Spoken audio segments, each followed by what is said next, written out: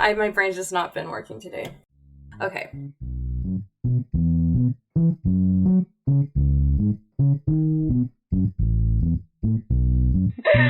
But now I can't think of the name of the movie with Frankie Muniz and Amanda Bynes. Big Fat Liar. They don't weigh the same. They really don't.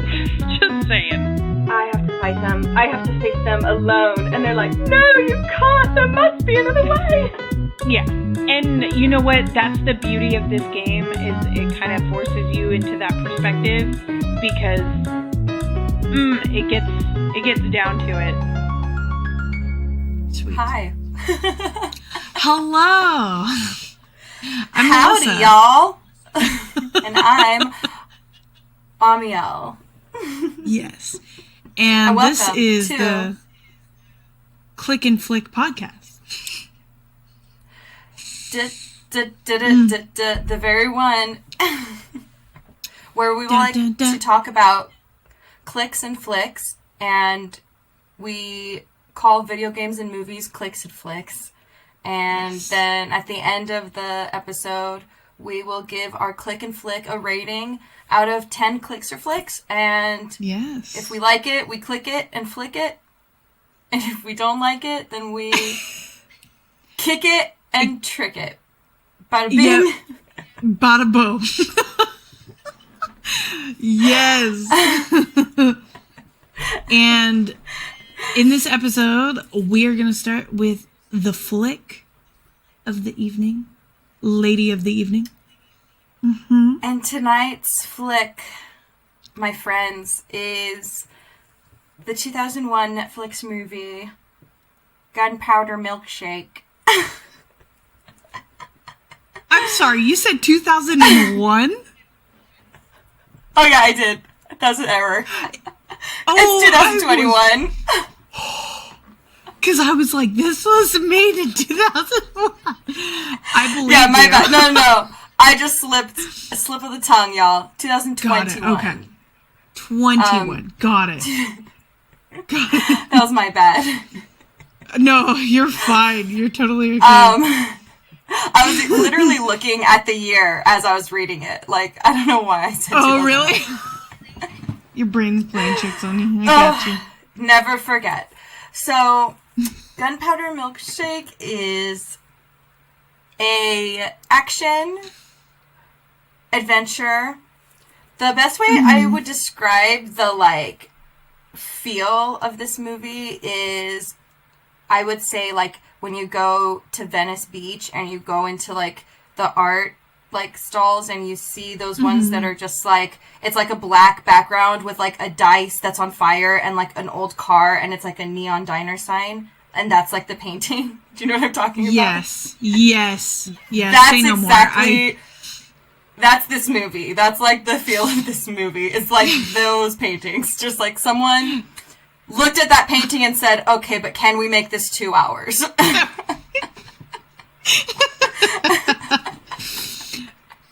Oh, that is such a good description. Ooh. So it starts off with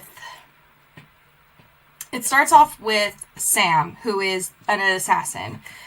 And she's in a diner, and she's like, it flashes back to her when she was 15, and she's in this diner, and this diner is actually going to be pretty important later on, because this is like a safe spot. This diner is like the neutral zone for all the assassins to meet up and do business without fear of any conflict. Death. So, right. So the waitresses collect all the guns and everything before anyone goes in the diner.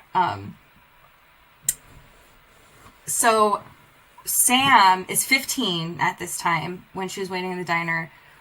Or is she 15? Or it says 15 years ago. I assume she was 15 because it looks like she looked like a teenager at the time. So I would assume that if she was 15 and then it was 15 years later, she could be 30 now, which makes sense.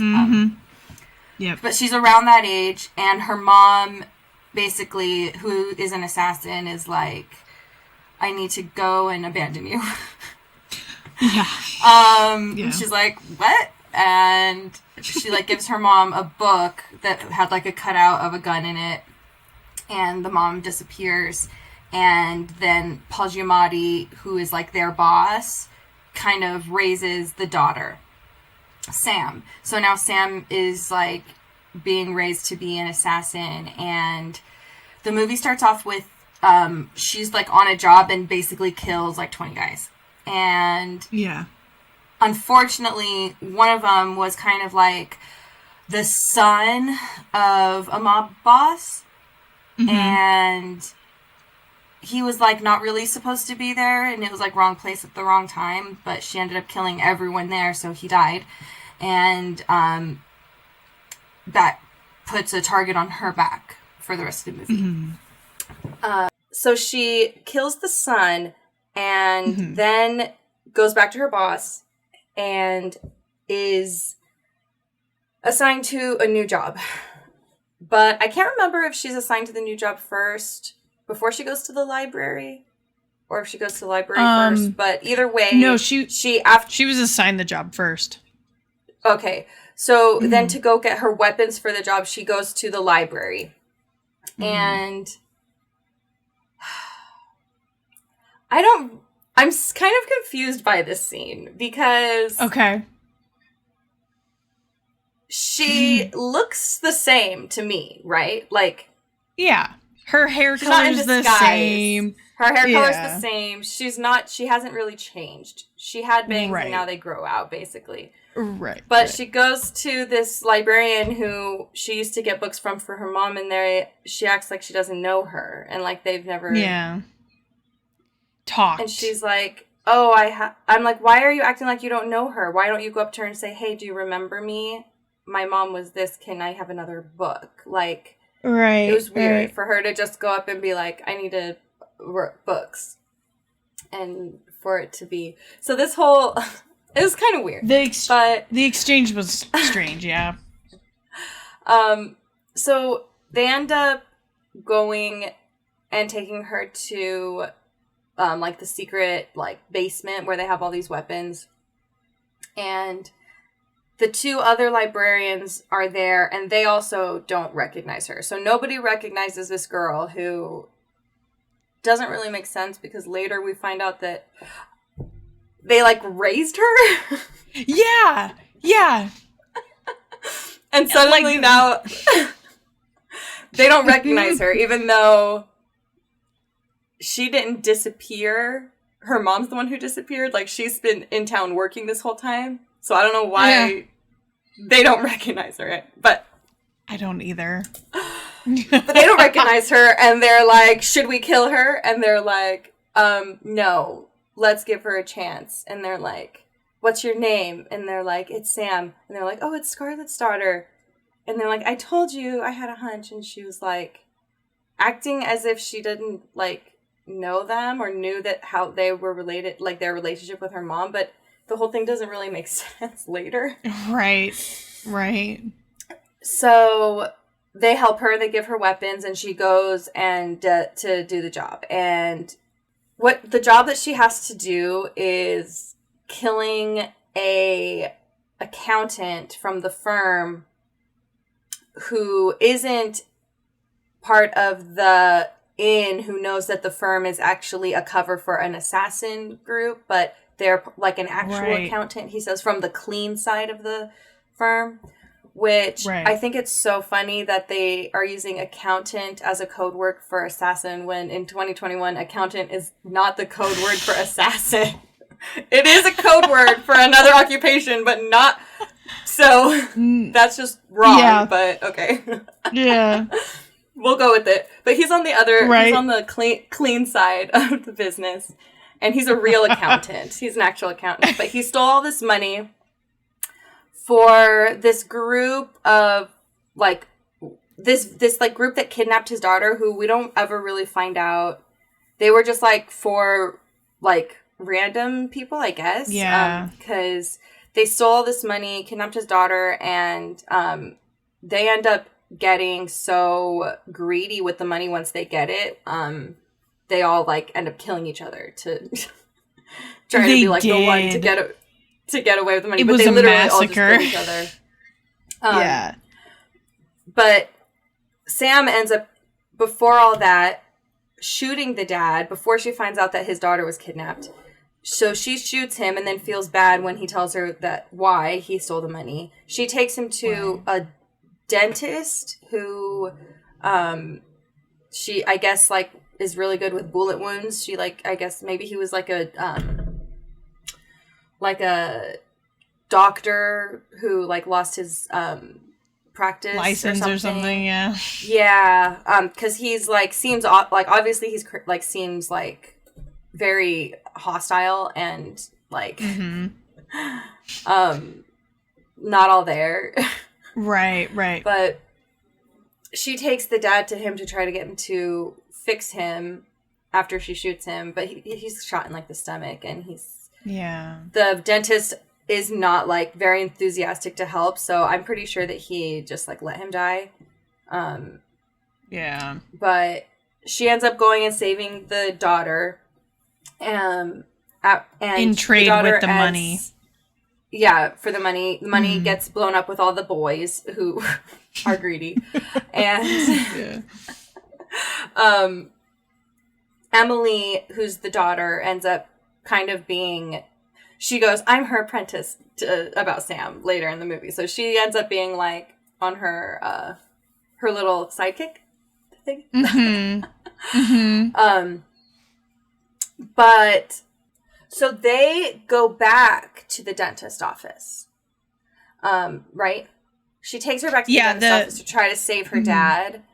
And 3 of the goons that she had beat up previously are like there getting medical help too, because they also work with the firm, but they were going after her now because now the leader of the firm thinks that she's like trying to steal the money. Yeah. So like she went rogue or something.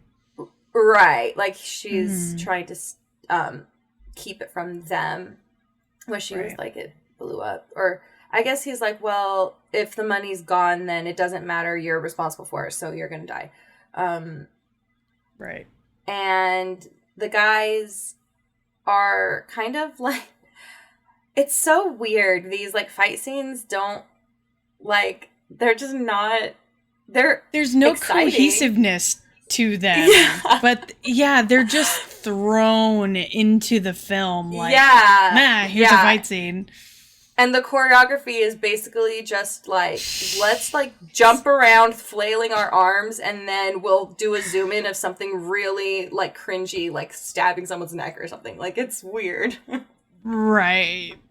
I don't know if we're at that part, but I'll talk about it in a minute. And the goons that are at the doctor's office thing, they had already been told to go after her once, and the second time the guy was like, okay, all bets are off, like, you can kill her, I don't need her alive anymore. Yeah we are kind of jumping around, but that's okay, because they were this was the second time they went after her, but she ends up beating them, killing them all in the dentist office.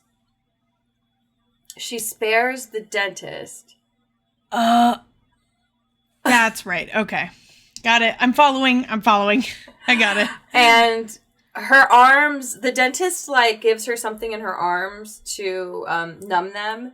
And so she's like paralyzed. Her arms are paralyzed. And this dentist reminds me of the dentist from Little Shop of Horrors. How he's like addicted to laughing gas. I'm pretty sure that's like where they got I'm sure he was inspired by Steve Martin. But, so the dentist paralyzes her arms now, so she can't drive when they try to escape. And she has Emily sit on her lap, and she's like, I'll do the brake and gas, and you steer and do the, like, luckily it's an automatic, because she just have to drive reverse. But they're doing like intense stunt driving, and I'm like, they're able to do this just by Sam sitting still and saying left, right, hard left, reverse, right. It is, and she gets in like these super maneuver. She backs into a parking spot. She, like, goes into this, and I'm like... That's impossible. not how any of this works. That's not how... No.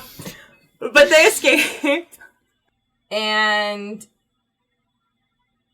the Nathan, who's the mob boss of the firm, Paul Giamatti, I was gonna make a joke how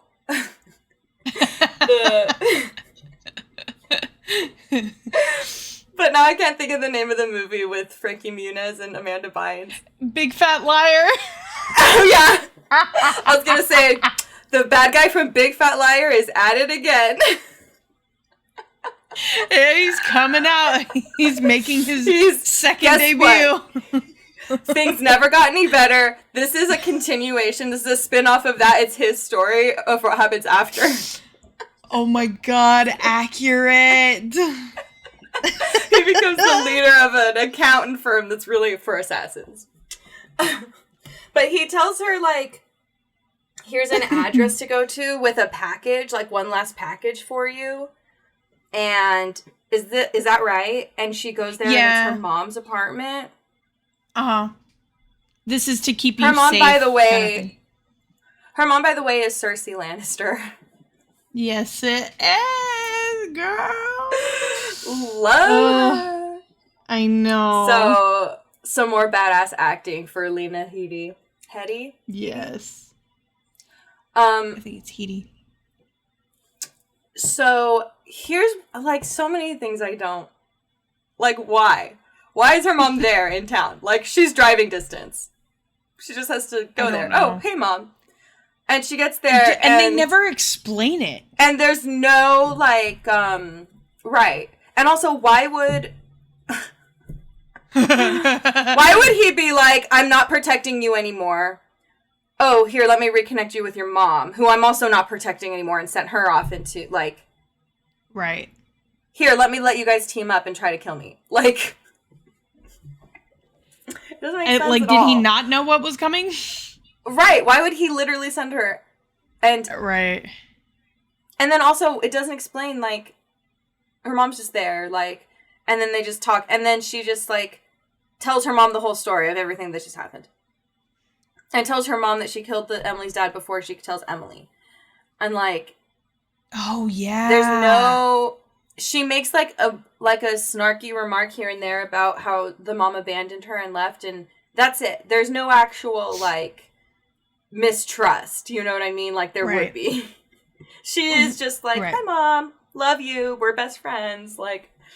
Yeah, and there's this, like, sickening, like, relationship, what's the word for it? It's like, incest? It's like, yeah, she's a victim. Like, she's obviously hurt by the whole thing, but she's, like, goes back to her mom, like, 15 years. Right, like, her mom happened. is like nothing other. It's like people, like, staying in relationships with, like, abusive partners and stuff. Like, yes. Yeah. Completely ignorant to the fact that it happened. Yeah, and... It's just weird. It's just weird that that's like, oh, okay, and it just moves on. So then they explain that she disappeared because she killed the person who killed her husband, who was Sam's dad. Mm-hmm. And so she was, like, getting revenge on him, but then that was also, like, a powerful person that now he couldn't protect her, so she had to run away. So she's like, I made a mistake, and I let my emotions, like, I killed the wrong person I wasn't on a job for because it was he killed your dad or whatever. And then they go to the library, and all the librarians are like, oh my gosh, you're back, except for the one played by Angela Bassett, whose name I absolutely hate. I absolutely hate this character's name. It's Anna May. And the problem with this name is that in the dialogue, people are calling her Anime. oh, let's go talk to Anime. I'm like, that's Oh. that's so hard to like. I was like, what? Why are you talking about Anime? And it's like, oh no, her name is Anime. No, it's Anna May. But this movie's not an anime, and it's not based on an anime, and it's not based on a comic at all. So why? Wow, I didn't catch that. I just think it was annoying to me. Yeah. And there's no reason, and I don't know if the writer even like did it on purpose or even thought that, or just thought that the name Anna and the middle name May was cute together, but I'm like, or maybe he just loved anime, or maybe he wants to name his daughter Anime. But in any case, I just don't like that name. I don't like that character name because in dialogue, it just sounds like you're saying anime when you're saying, hey, Anime, come here. And it just, it doesn't, unless it you reads so different. So, excuse me for my little rant. I know my name is Ammiel, and I don't really have room to judge other people's names, but... But it's not Anime. Or Anna May. So, thanks, Mom and Dad, for not naming me Anna. Thanks, Mom and Dad. I know someone out there's name is Anime, and that maybe I'm hurting their feelings, but... Well, it's different in a movie setting it's where different it's being if your said parent as anime. Right. Right, and not being like, hey guys, make sure that you pronounce her name Anna May so that it doesn't sound like you're just saying anime. Mm-hmm. But maybe that's what they wanted, maybe that's what they were going for. But anyways, then they all get these books and they're like, let's get some Charles Dickens and some Jane Austen and some like Margaret Thatcher and like Guy Fieri and all these famous authors.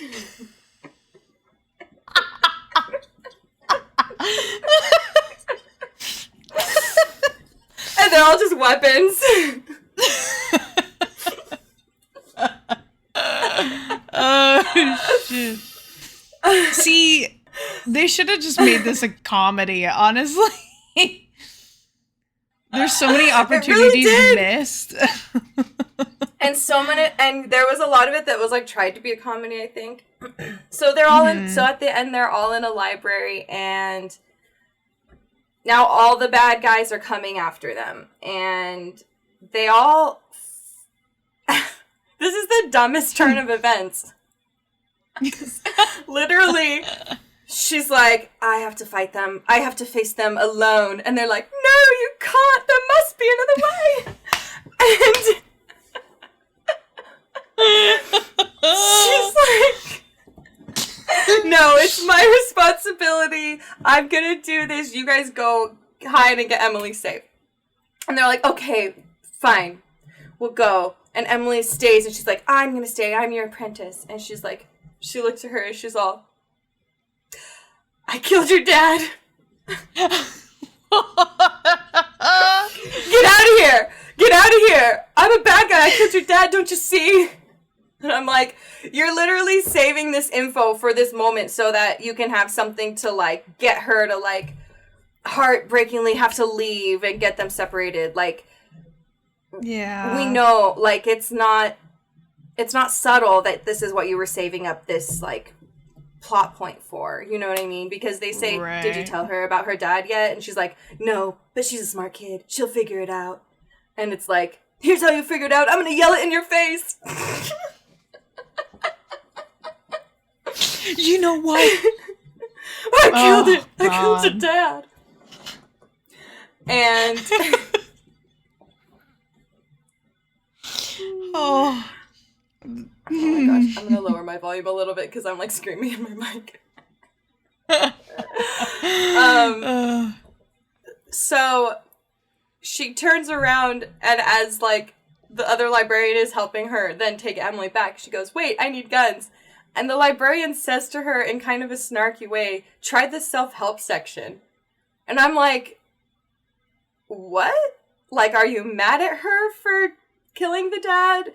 But now you're like saying, go try the self-help section, as if you're saying help yourself. But there's actually really are guns in the self-help section, so are you helping her? Because then you turn around And literally the next scene is then banging on the door, and the mom goes, I have to go out there and help her. And then the mom goes out, so she's not facing them alone now.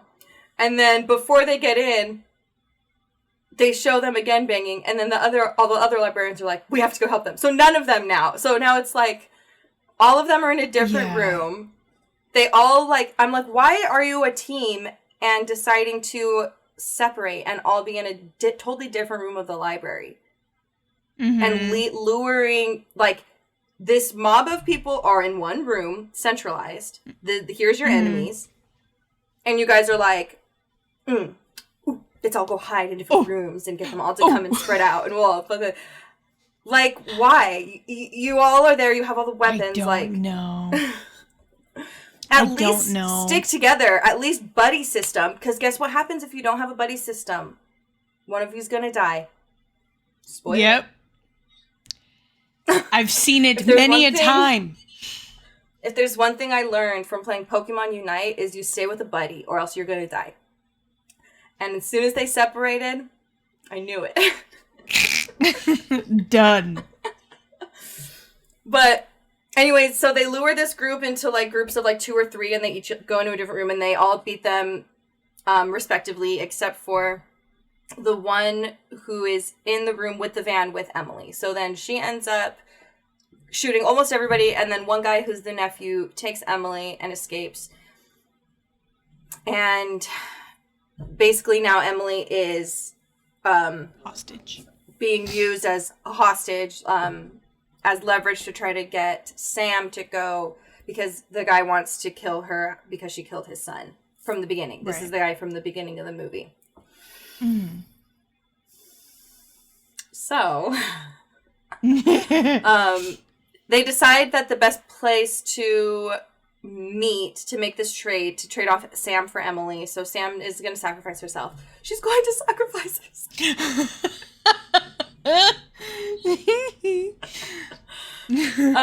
And they decide that the best place to do it is to meet at the diner because it's neutral and no one will have their guns. And here's the thing is she's like, we'll go do this. I'll meet at the diner. No one will have their guns. And the mom's like, no, you can't. There must be another way. And and she goes, she's like, turns at her very sarcastically and snarky and is all, well, do you have a better plan? As if she knows in the back of her head that how could she, right? That's what those words mean. When you say that to someone, it's a challenge because you know that they don't have a plan, right? I mean, right. Would you agree? Absolutely. Okay. Yep. So then the mom's like, okay, yeah, you called me out. I don't have a plan. And then she's like, heartbroken. Her face is all, you don't have a plan? Your mom, you always have a plan, Mom. I'm like, why? Why do you think she always has a plan? She abandoned you 15 years ago. Why are you so heartbroken now after challenging her that she doesn't have a plan because you know she doesn't? And then she admits she doesn't, and now you're heartbroken about it. What? What? My words the exactly. Fuck is this movie? Mom, you always have a plan. She's like, okay, well, I'm going to go off into the diner alone, and I'm going to give them me, and they're going to give me Emily. And so she goes, and she sits down with the dad, and the dad's like, when I was growing up.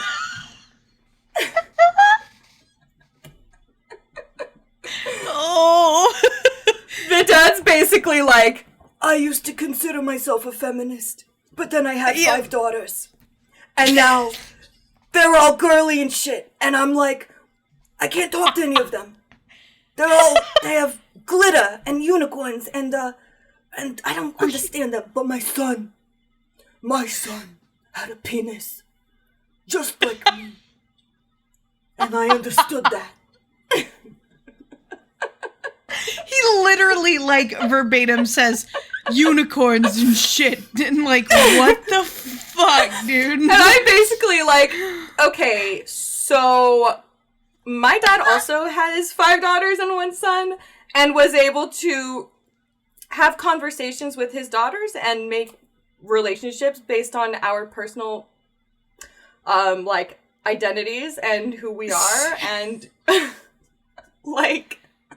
Oh, boy. I'm like, so I'm pretty sure that this is not the daughter's fault, and this is not Sam's fault, and he goes, you made me a stranger in my own house. Oh, yeah. I think you, sir, made yourself a stranger in your own house, because you, instead of being able to be someone your daughters can talk to, have made yourself someone that they need to whisper about around corners because they're afraid of. So maybe look at that, bro. Louder for the people in the back. Oh my god. Oh. So basically, then she's like, okay, well then let Emily go. And he's like, no, not before she watches me skin you, or whatever he's gonna do to her. Oh, like, yeah. Yeah. so. And then the waitress comes up and pulls a gun on him, and it's her mom. And she's like, Mom. And then Cersei's like, I do have a plan. And then all the waitresses are the librarians with guns. Do declare, this is my plan all along. But here's the thing with that is, like, so they're allowed to bring their guns in the diner. That team is, but not the other team is allowed guns in the neutral zone. Yeah, like, where did the waitress go? Like, that was negating the whole thing. Yeah. Like, where'd she go? She died? Sorry. Like, what happened? I'm sorry. But literally, there are episodes of Community that follow the rules of the neutral zone better than this movie did. Like, yeah. You don't bring ammo in, you don't bring weapons in. And parlay. If you do, there are consequences, right? Like, where's the owner of the diner saying, no, your team doesn't get guns? Yep. He's not there, you know? So there's a massacre now, and they kill everybody in the diner, and the girlies leave. And they go, and Paul Giamatti's in his mansion, and they're like, Sir, there's a Girl Scout at the door. And he's like, send her away. No, wait. Let me see her. And they go up, and it's like, she has, like, a book in her hand. Oh, yeah. It was... what was it? It was, Little Women. It was Little Women. Thank you. She was holding Little Women in her hand. Symbolism. Little women can do big things.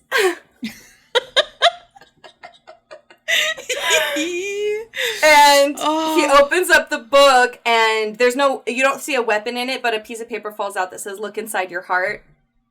And this was actually the first time in the movie that I was like, ooh. I was like actually, like, kind of excited for this moment. I got chills. This moment, like, got me like, okay, cool, this is cool.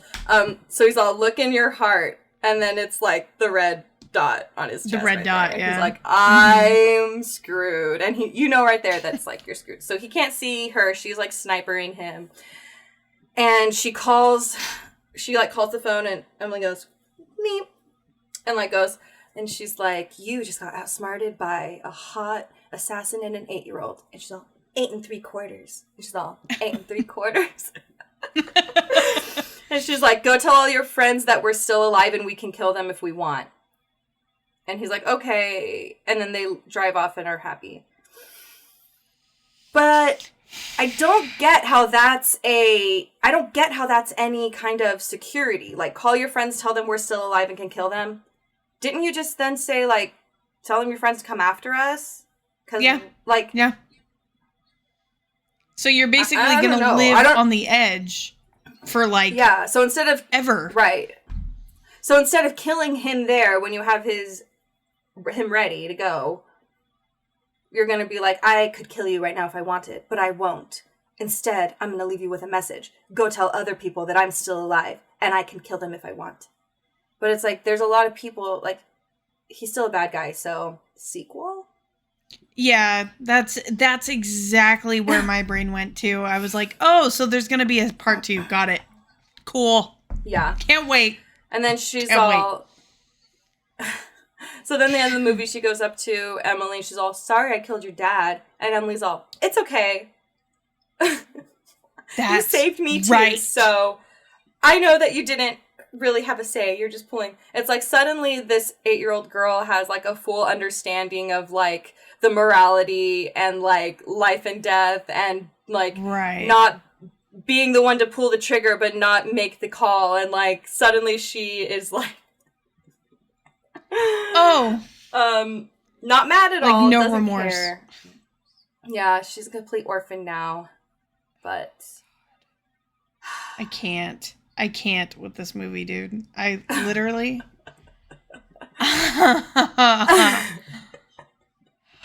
Who was it? I felt if I could describe this movie in one word, it would be why. Mine would be Venice Beach, thanks to you.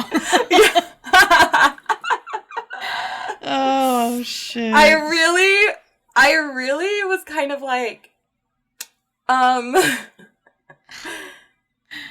doesn't make sense.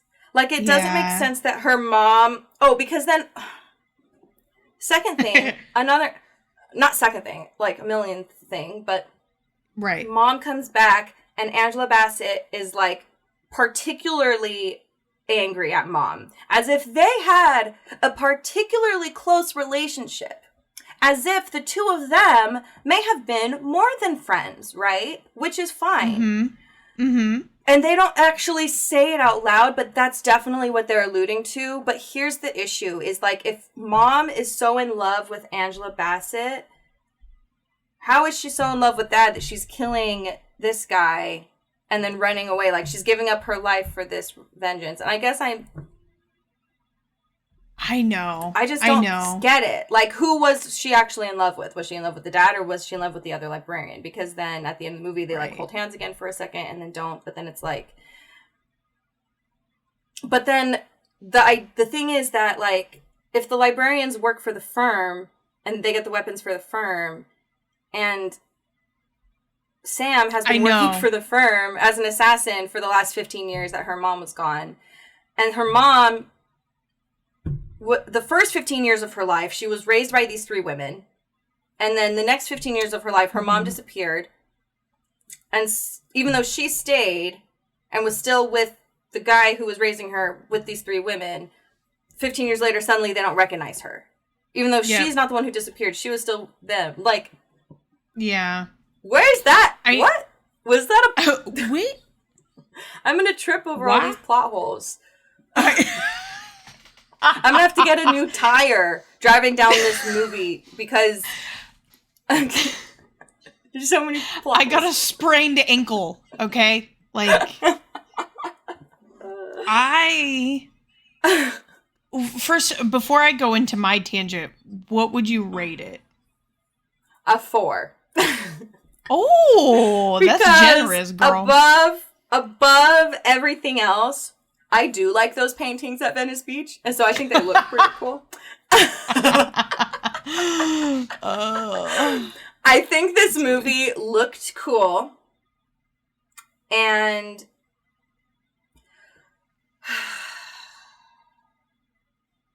it gave me the same feeling that the movie Bad Times at El Royale gave me. I don't know if you have seen that one. It has John Hamm and Jeff Bridges. But that movie, it's also like, it's kind of like this film noir feel where it's like, the camp and the cheesiness is part of that too. So it's like, I know that you step into it knowing this is what to expect, but then when you're expecting this much, and then they give you this much with no actual, like, substance or backbone with it, you know what I mean? Right. And so I get it. I got some of the campiness, and I think overall, visually, it was good, and I think the actings was good. I thought the acting was really good in it. But that's what they had. They had visual effects and the acting. you know, so there's a scene where they're at the bowling alley and a fight breaks out between Sam and is it the four goons? The three goons. Oh yeah, 3 or 4. Oh, the three of them. The three of them. And she's a bowling ball. Now, physics to me, okay, like odds are you're not going to pick up a bowling ball that's only 4 or 5 pounds. I'm sorry. No, most of those. If you're just going to grab one, it's not going to randomly be a kid's bowling ball. It's going to be a general bowling ball that's like 10 or 11 pounds, right? Exactly. So the minute when, the moment when she starts throwing the bowling ball around and smacking people with it, she's like a softball. And it just zooms. I'm like, no, thank you. No, thank you. Here's the wind-up, and... and it's good. Like, I was really disappointed. Yeah, it's like, how did you throw a bowling ball and it not just, like, go thunk onto the floor right in front of you? It's not going to propel. Right. It just... it thunks. I've thrown bowling balls. Yeah, me too. And they fall to the ground.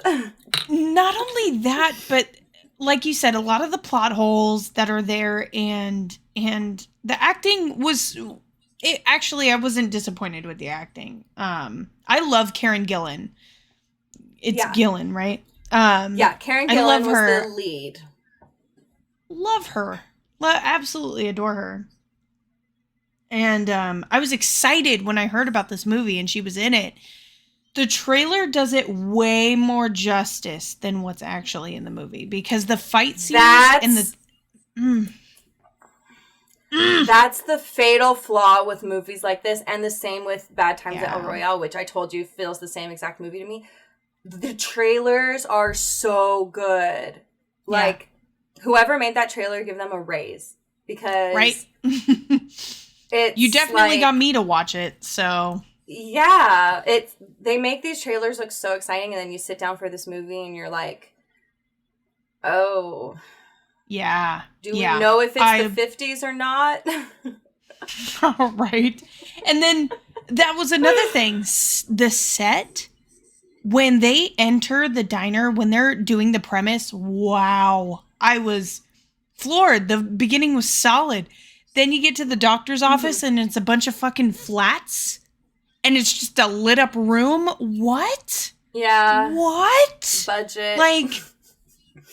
I guess they had to cut out the medical scene because they had a chair and then lit up walls and that was it for the doctor's office. Like, what?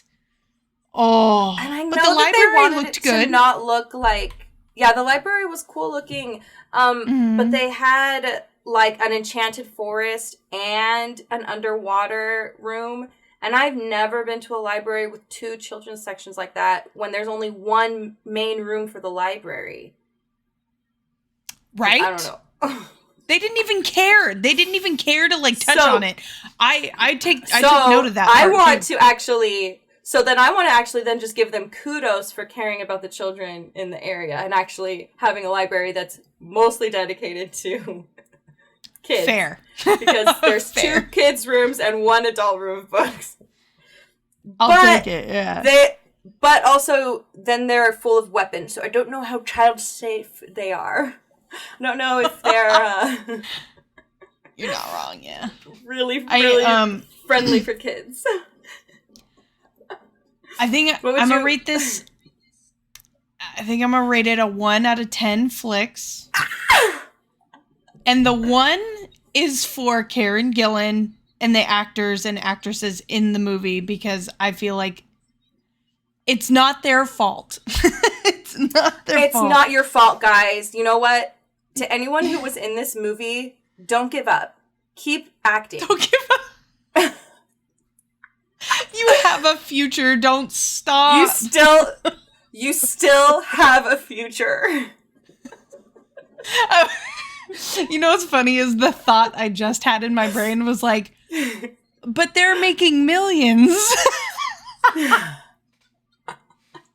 And we're like, yeah, you can do this. You can do it. Oh, shit. Yeah, that's kind of the joke. I mean, right.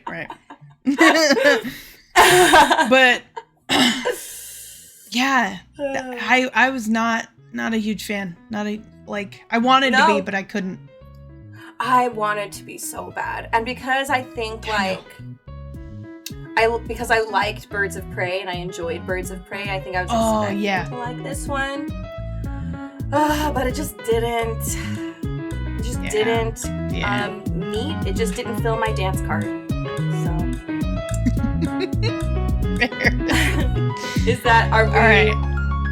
Are we ready for the click?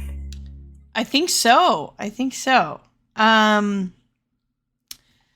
So this week's click is a huge deal because this is a great game. My best friend played it and she swore by it, and she's the reason I played this game because she ranted and raved about it. Also, this game came out in 2011, just so you know. And around that time, like, pinup and vintage style was such a huge deal at my high school in particular. So it just hit all the marks for the time that it came out. But the click is called LA Noire. And if you're a GTA fan, Red Dead Redemption fan, you know exactly what this game is.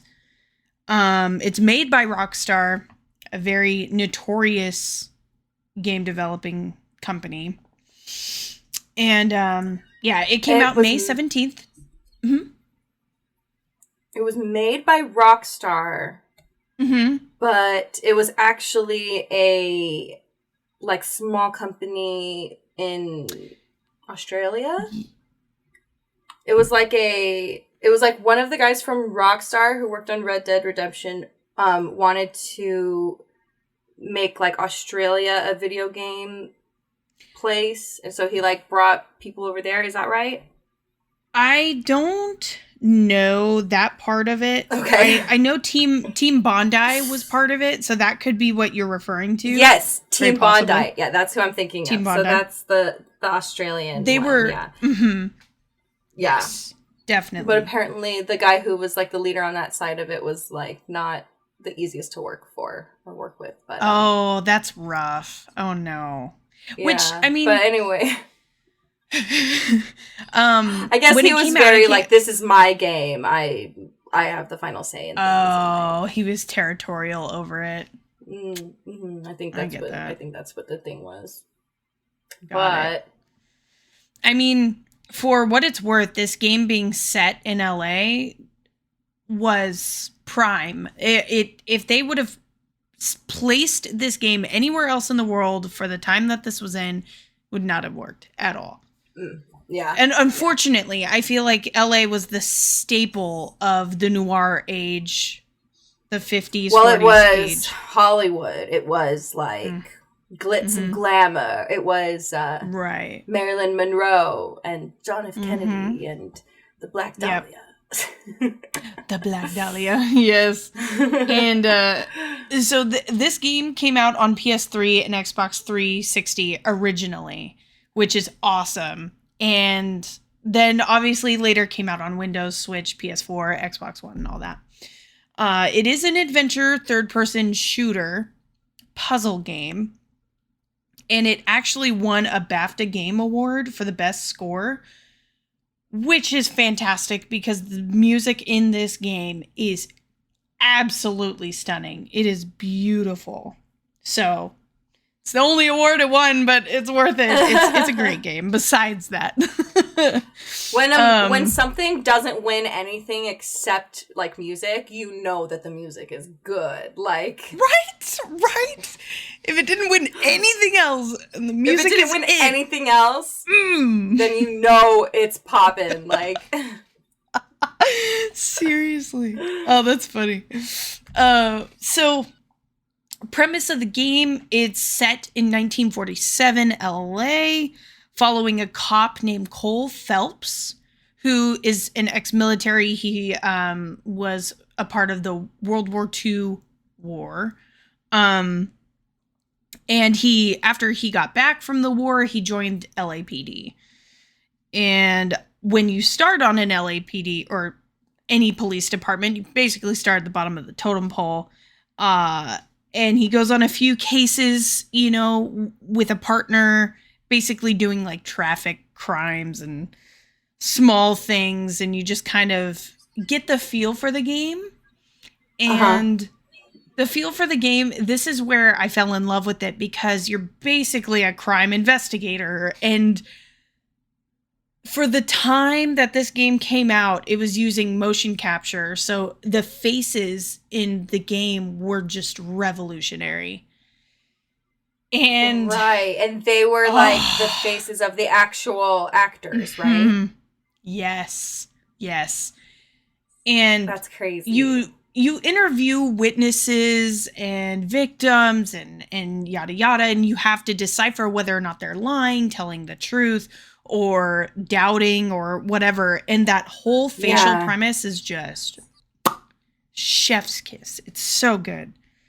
So yeah, you investigate the crime scenes. You kind of get a feel for how the game is supposed to go. You pick up clues and stuff. What I heard about the facial expressions was that the animators actually did what the actors were like portraying. They were like actually using actors. Obviously animators use actors as models, but they didn't animate and then voice. They were like looking at the faces of the actors and actually making their facial expressions the facial expressions of the characters. Yes. And all like the slightest eyebrow twitch, the eye rolling, the little smirks and like head tilts. Oh, it was so fluid and just insane for the time that it came out. So once you kind of do a few of those scenes, those setups, Phelps gets promoted to then he gets promoted to traffic. Sorry, it was small crimes before that. And he goes on. Yeah. So while he's in the traffic promotion stage, he goes on a string of like pedophilic. Is that how you say it? Pedophilic? Yeah. Yeah, that sounds right. Crimes. Yeah. And he's not really supposed to be doing that, but like he solved the case. So, you know, he got brownie points for that. But yeah, he goes on a pedophilic rink of cases and ends up winding at finding the guy behind the crimes at a giant movie set in Hollywood. And it's really killer. Like the whole scene is really neat and catastrophic and crazy. And so he solves that case. And in the middle of that, you're introduced to a guy named Roy Earl, a part of the Vice department at LAPD. So Vice is like top tier crime investigation. And he basically says like, Phelps, these crimes are out of your league. Like, I'm here to help, blah, blah, blah. And although Phelps like solves the entire case, he gets promoted again. Luckily, he gets recognized for it and gains another partner named Rusty Galloway, who's this kind of like heavier set man who clearly has been in the PD for quite some time and is just kind of over the whole thing. I didn't like Rusty Galloway, if you can't tell. And so once he gets promoted past traffic, he kind of gets into smaller crimes, but kind of like more like murders-ish. And once he finds a few of the murders, he kind of realizes this resembles the Black Dahlia. A lot of women with, just lots of gory shit that happened. So he puts that together and solves that case.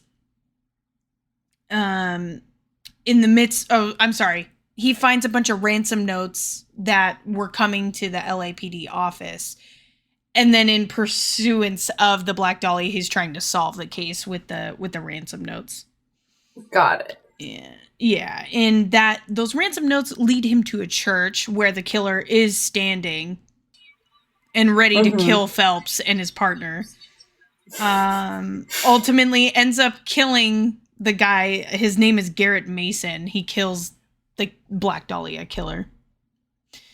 And the victory of this case was forced to go under wraps because Garrett Mason was a higher up in the LAPD. He was related, I think. He wasn't in, but he was related.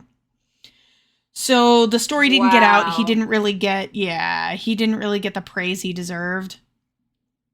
And justice for the people that died. But with that, within the office, he does get promoted again to vice, which is cool. So he makes his way up the totem pole eventually. And at this point, Phelps takes a character turn. Okay, like these crimes are getting to him. It's really gory shit that he's seeing, and he frequents this bar called the Blue Room, where Elsa Lichtman is basically the entertainer, the female entertainment there. Okay. And she's foreign, she's pretty, mysterious. Phelps has a wife and children, so just throw that little tidbit out there before we get to the nitty-gritty of that. Man. Don't do it, man. Don't do it, man. It's not worth it. It's not worth it.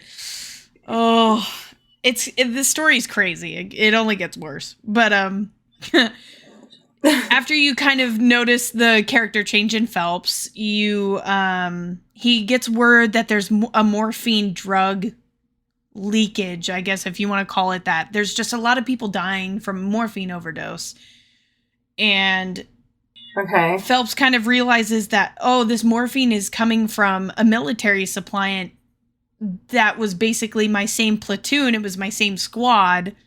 This came back on the same boat that I came back on, like all this crazy shit, right? Interesting.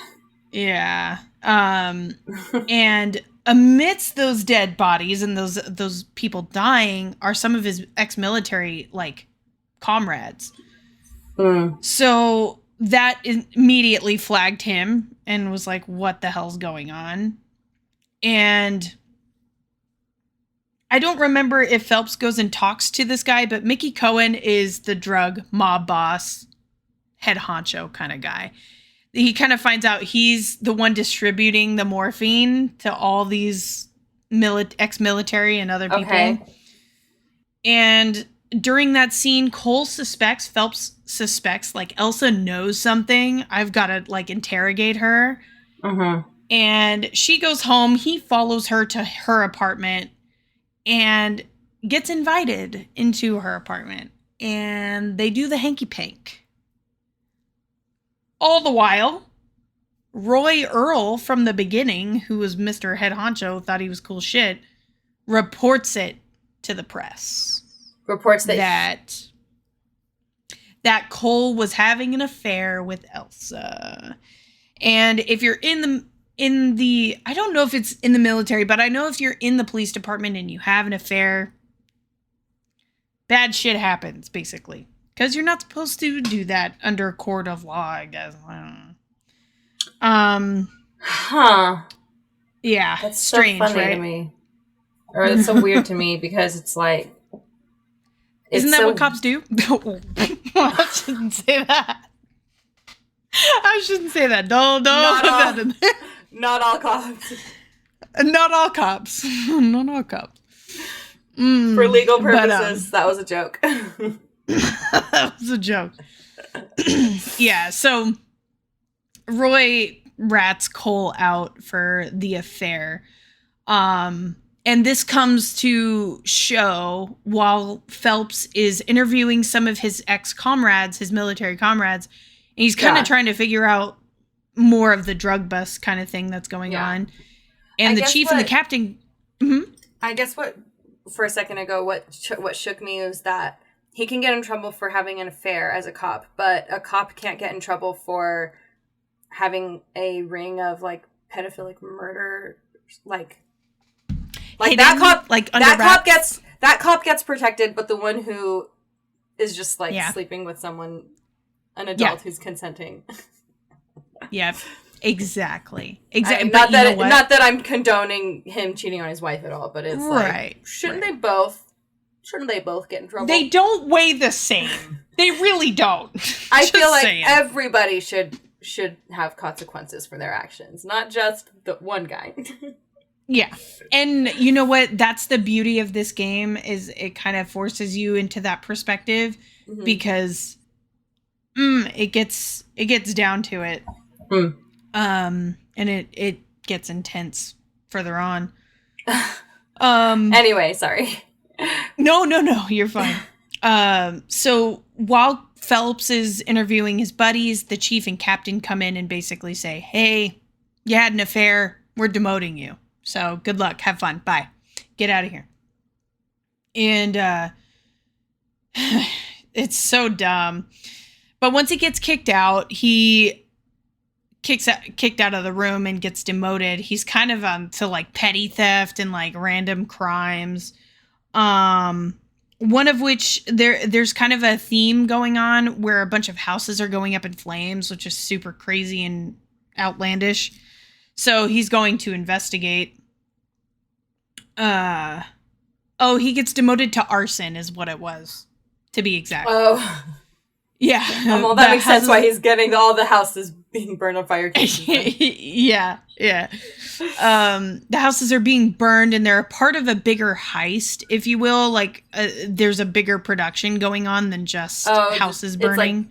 It's like they're using the houses as like a distraction to do their other stuff, their other crimes. Kind of, sort of, yeah. Because they're trying to push the suburban like lifestyle. They're like, hey, your house is pretty old. Let's tear it down and put a new suburb here. And people are like, no, I don't want to do that. So they're burning the houses. Oh, I see. They're trying to do an expansion.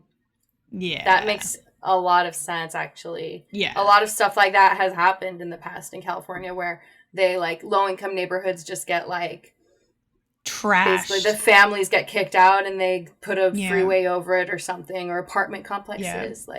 Yeah. Which is, it's crazy. And it's crazy. And I wrote as a note, I said, a bunch of sick old white men burning houses. What else is new? What else do they do? What else is new? Burning down houses of people who refuse to leave their homes so cheap housing can be built in place. And come to find out, during one of the investigations of a burnt house, Cole finds that one of the houses that was burned had a family in it, and it was a mom and 2 kids. And it was really, it's graphic. It was pretty nasty. But that house was burned down and promised that the family wasn't there, but it got burned down anyway. So it was pretty upsetting.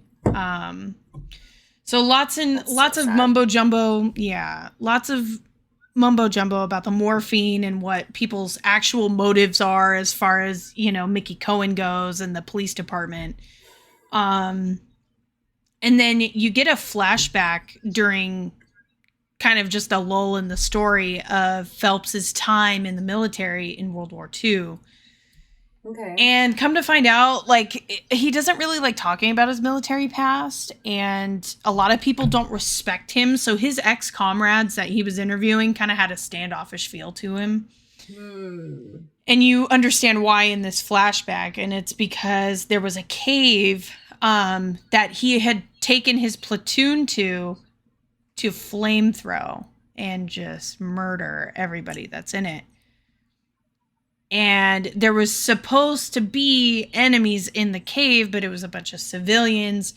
And there was one guy. Yeah. There was one guy with the flamethrower. His name is, hold on.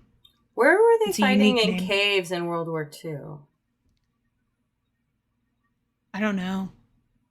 They called it a cave. It's probably like a oh, like a dugout hole? Or what do they call those? I know. Okay, it was that kind of thing. I get what you mean now. I get what you mean. I'm thinking like caves, like in the desert or something. Or like in a mountain. Like, what are you talking about? We've been in too many wars. I can't keep track of them. Seriously. I just can't keep them straight. Neither, honestly, you said, wait, what world, like, what war was that? Where were we? And I was like, Yeah. What caves? Yeah. The guy's name that was holding the flamethrower that did the deed, his name was Ira Holgerboom. Holgerboom.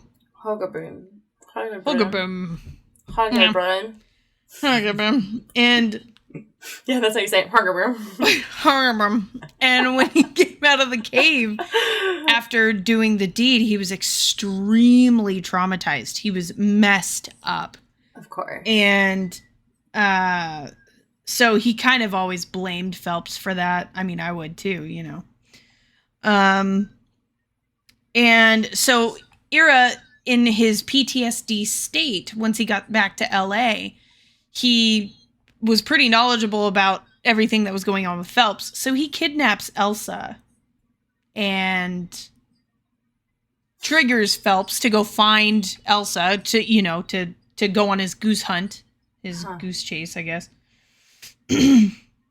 And they go into this sewer where Ira and Elsa are supposed to be. Cole has his partner with him. They find Ira and they kill him, surprisingly. And they killed him. Basically, how it's portrayed in the game is to kill him and rid him of his misery and his PTSD. Which is just horrific. That you caused.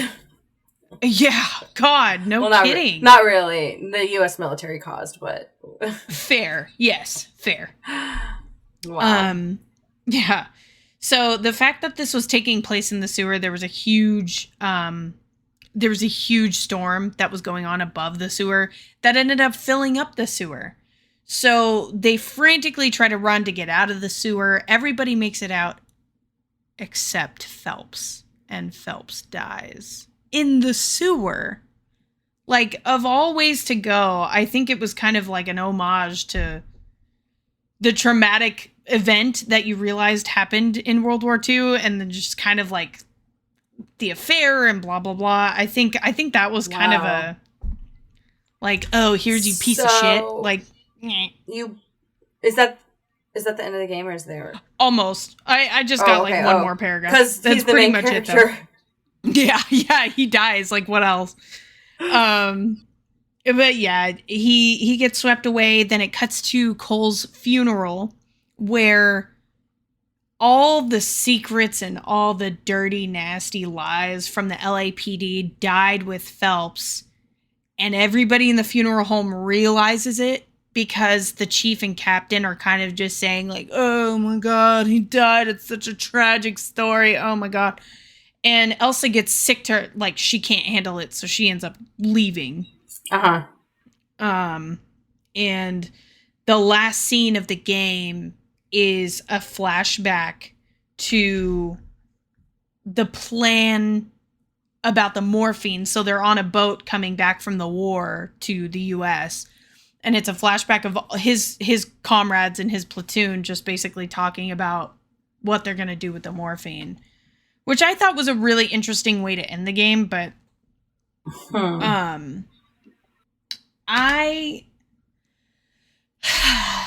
that it was such a good, rich story to me that everything involved with it, as far as the mechanics of the game go, the crime solving that you have to do, it's so immersive to me. And ultimately, I'd have to give this game at least a 7 out of 10 clicks. That's fair. Yeah. I think I saw a lot of, like, people saying how much they loved how intricate the animation was. Yeah. Because of how detailed the facial expressions were, and how it really would be difficult to sometimes have to decide if someone's lying or if they're just doubting themselves. It was hard. It was very hard. But I think it's kind of weird. It seems like, as you explain the plot line, it seems like he kind of starts out as a good guy and then becomes a bad guy. Yeah. And That's kind of weird. And then he like dies as like the worst version of himself. Like he just goes downhill from his life, and it's like kind of sad. It is really sad because you do want to care about Phelps. Wow, Phelps. Yeah, you want to care about him, but so much bad happened that I think what it shows is that good people who become cops have a really hard time staying good people. They do. God, that's the truth. Yeah.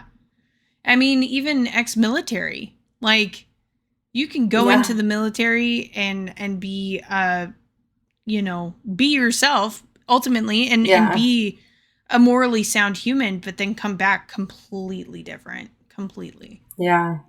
It's hard. And what would you rate it, though? I would probably give it a 5. Yeah, like a solid 5. I still take that as a win. Like a game. It's a game. It's a game. It's a game. It's like a good game, but character, I don't feel like I like him as a character, you know? Yeah. Yeah. So I get that. It's hard. It's hard when the main character is fucked up. That's why Last of Us was so crucial. The Last of Us Part 2. Just saying. Yeah. It's hard to play the game if you don't like the character. So yeah. But anyways, this conclude our episode for tonight. Thanks for listening, guys. Thanks for watching. We're on Instagram, Twitter, TikTok, YouTube. Yeah. YouTube. Everywhere. Check us out, We're guys. everywhere. Yeah. And message us and tell us what you want us to talk about, movies and video games. Yeah. Anything, send it our way. We will do our best to get to it because that's literally what we love to do. So that's literally our job. So literally our job. That's what we're here for. Payball. Yes. So don't forget to hit us up, and we will see y'all next time on the next episode. Bye-bye.